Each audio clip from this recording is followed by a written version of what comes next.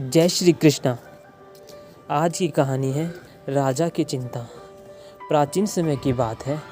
एक राज्य में एक राजा राज करता था। उसका राज्य खुशहाल था, धन धान्य की कोई कमी नहीं थी। राजा और प्रजा खुशी खुशी अपना जीवन यापन कर रहे थे। एक वर्ष उस राज्य में भयंकर अकाल पड़ा। पानी की कमी से फसलें सूख गई। ऐसी स्थिति में किसान राजा को लगान नहीं दे पाए और लगान प्राप्त न होने के कारण राजस्व में कमी आ गई और राजकोष खाली होने लगा। यह देख राजा चिंता में पड़ गया। वह हर समय सोचता रहता कि राज्य का खर्च कैसे चलेगा।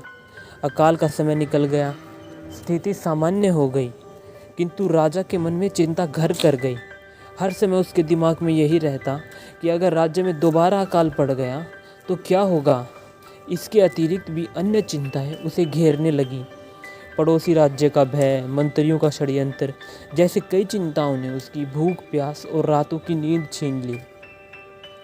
वह अपनी इस हालत से परेशान था, किंतु जब भी वह राजमहल के मालिक को देखता तो आश्चर्य में पड़ जाता कि दिन भर मेहनत करने के बाद वह माली रूखी सूखी रोटी खाकर भी आराम से पेड़ के नीचे मज़े से सोता है। कई बार राजा को उस माली से जलन होने लगती।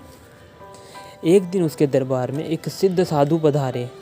राजा ने अपनी समस्या साधु को बताई और उसे दूर करने का सुझाव मांगा। साधु राजा की समस्या अच्छी तरह समझ गए। वे बोले, राजन, तुम्हारी चिंता की जड़ है राजपाट। अपना राजपाट अपने पुत्र को देकर चिंता मुक्त हो जाओ। इस पर राजा बोला, गुरुवर, मेरा पुत्र तो मात्र 5 वर्ष का है। वह अबोध बालक राजपाट कैसे संभालेगा। तो राजा ने कहा, तो फिर मैं क्या करूं। साधु बोले, एक काम करो, तुम अपनी चिंता का भार मुझे सौंप दो। राजा तैयार हो गया।